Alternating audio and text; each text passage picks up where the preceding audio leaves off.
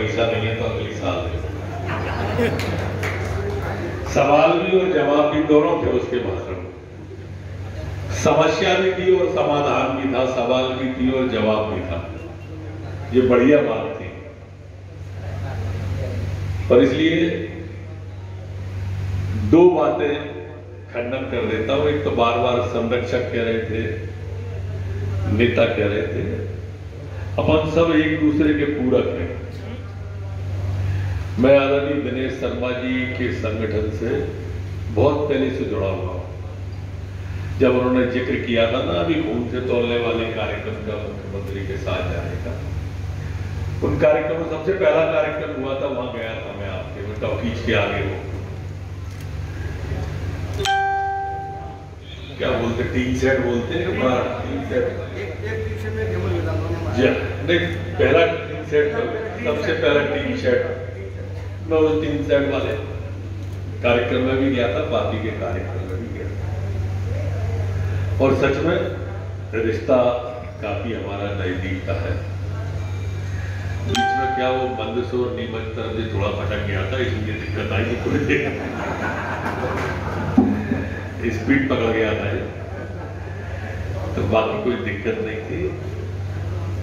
अब पुनः हमारा मार्ग ट्रैक पे है। एक कार्यक्रम ऐसा कर लेंगे अपन जिसमें मुख्यमंत्री और पंचायत मंत्री भी रहेंगे, दोनों से हम कार्यक्रम चलाएंगे।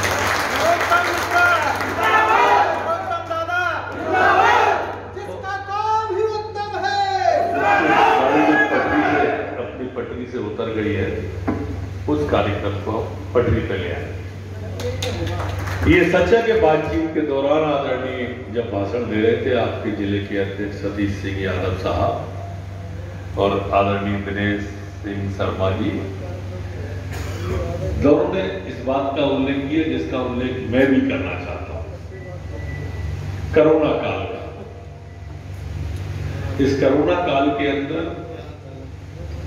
गांव के अंदर जागरण अभियान चलाना, गांव के अंदर सेल्फ हेल्प ग्रुप के द्वारा मास्क बनवाना, गांव के अंदर 1 रुपया किलो गेहूं चावल नमक जो निःशुल्क दिया सरकार ने, मोदी जी ने, शिवराज सिंह जी ने, उसका निःशुल्क वितरण कराना, जिस मुस्तैदी के साथ आपने किया था उसके लिए मैं आप सबका आभार व्यक्त करता हूं। आप सबको धन्यवाद।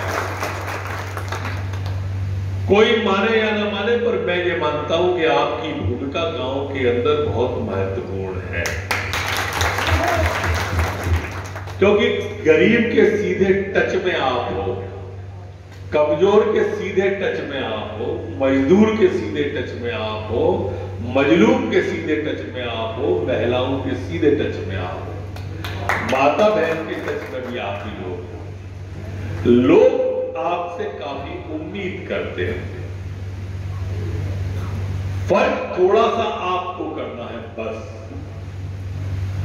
और वो है शब्दों के चयन का। जब कोई गरीब बार बार हमसे एक ही बात कहता है तो हम झल्ला जाते हैं, हम खिसिया जाते हैं। खिसियाना स्वाभाविक भी है। स्वाभाविक इसलिए है कि आपको मालूम है कि इसकी वृद्धावस्था पेंशन या इसकी निराश्रित पेंशन या इसके खाते में आने वाली राशि कब आएगी ये आपको मालूम है। लेकिन उस व्यक्ति को या उस गरीब को या उस वृद्धा महिला को या पुरुष को सेठाओं ने ये समझा दिया है कि सेक्रेटरी चाहे तो कल आ जाए। नहीं, मैं आपको कोई बहलाने के लिए नहीं कह रहा, मेरे दिमाग में विचार आया है, आपसे शेयर करना चाहता हूं। मानो तो आपकी इच्छा, नहीं मानो तो आपकी इच्छा। तो वो जो सेठा है जिसके दिमाग में सरपंची चढ़ी हुई है और वो सरपंची के लिए आपकी सेक्रेटरी को दांव पे लगा रहा है, वो बात आपको जेहन में स्वयं के उतारना पड़े कि इस गरीब को किसी ने ये समझा दिया है, इस अशिक्षित को किसी ने ये समझा दिया है। तो आपको अगर शब्दों का नियंत्रण आपने नहीं किया, वाणी पे नियंत्रण आपने नहीं किया, तो मजा बिगड़ जाता है। सरकारी अस्पताल में कोई भी पैसे वाला नहीं जाता। क्यों? जबकि जो प्राइवेट अस्पताल में सरकारी डॉक्टर ही अधिकांश इलाज कर रहे होते हैं। सिर्फ इसलिए कि वहां पर जो प्राइवेट अस्पताल वाला है वो बोलने के लिए अलग से एक आदमी रखता है जो बार बार आके पूछता है क्या दिक्कत है। कोई दिक्कत तो नहीं है, अपन समझते हैं कि बड़ी फिक्र हो रही है, बड़ी चिंता हो रही है।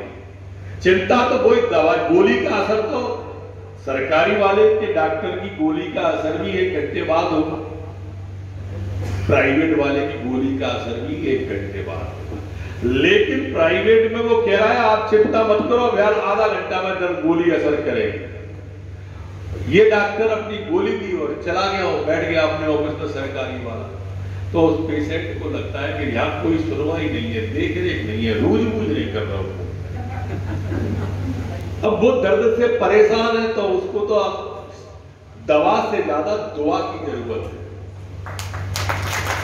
वो दर्द से परेशान है, उसको दवा से ज्यादा सहारे की जरूरत है, सहानुभूति की जरूरत है। वो चाहता है कि कोई उसके सिर में हाथ पूछ के फेर के कह दे चिंता मत कर, मैं हूं तेरे साथ। इससे बड़ी दवा कोई हो ही नहीं सकती। मुसीबत के वक्त में अगर कोई कह दे कि घबराना मत, मैं हूं तेरे साथ, तो मेरे ख्याल से वो लाखों रुपए के सहयोग से बड़ा सहयोग, लाखों रुपए के सहयोग कि उसने बुरे वक्त में आके मेरे से कह दिया। शब्दों का जमावट है, ये शब्दों का खेल है, और इसलिए अपनी वाणी को नियंत्रण में सेक्रेटरी रख ले तो मजा आ जाए। वाणी को वीणा बनाओ, बाण मत बनाओ। आजकल व्हाट्सएप यूनिवर्सिटी है ना, यूनिवर्सिटी है जिसका वाइस चांसलर बनने के लिए किसी योग्यता की आवश्यकता नहीं रहती।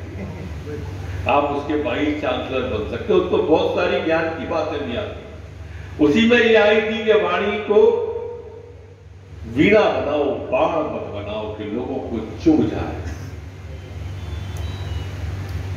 चुभ जाती है तो फिर व्यक्ति को बहुत बुरा लगता है। शब्दों के माध्यम से आप लोगों के दिल में उतर सकते हैं और खराब बोल के आप लोगों के दिल से उतर सकते हैं।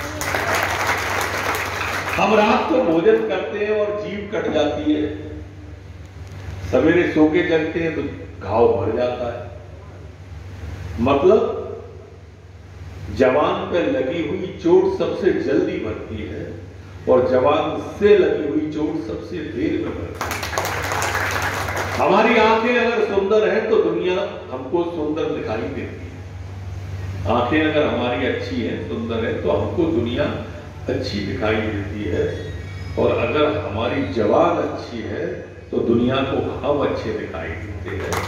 इसलिए ऐसी वाणी बोलिए कि मन को आपा होए और न को शीतल करे, आपहु शीतल हो। दुष्टों की तरह मत बोलो, खराब मत बोलो। कहावत है कि दुर्जन को मुख पाम ही निकसत वचन भुजंग, और जाकी औषधि मौन है विष नहीं व्यापत कान। इस औषधि का आप एक बार प्रयोग करके देखो। प्रदेश अध्यक्ष खड़े हैं, जिला अध्यक्ष खड़े हैं, इस बात को बताओ। आपकी समस्या हम समझते हैं, ऐसा नहीं है कि नहीं समझते, आपकी परेशानी भी समझते हैं। इसलिए आप शिवराज सिंह सरकार के कार्यकाल में आप अपने वेतन की चीजें देखेंगे, बाकी चीजें देखेंगे, एक लंबी छलांग आई है। लेकिन बीच में ब्रेक क्यों आया, ये मैंने सांकेतिक रूप से आया, और हम जल्दी पटरी पर भी आएंगे, क्योंकि आपकी समस्याओं के साथ साथ हम आपकी ताकत को भी पहचानते हैं, ये भी ध्यान रखें। आपकी समस्याओं को पहचानते हैं, ताकत को पहचानते हैं, कार्य को पहचानते हैं, व्यवहार को पहचानते हैं, अधिकार को पहचानते हैं और सम्मान को भी पहचानते हैं।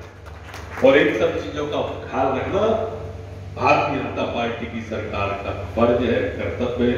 शिवराज सिंह सरकार का फर्ज है, कर्तव्य है, और नरोत्तम का भी फर्ज है और कर्तव्य है। आप चिंता नहीं करना, पूरी ताकत से, शिद्दत से आपके लिए लड़ूंगा, आपके अधिकारों के लिए लड़ूंगा। जहां आपके हितों की बात होगी नरोत्तम सबसे पहले आगे बढ़ के आपकी बात करेगा। बहुत शुभकामनाएं। बहुत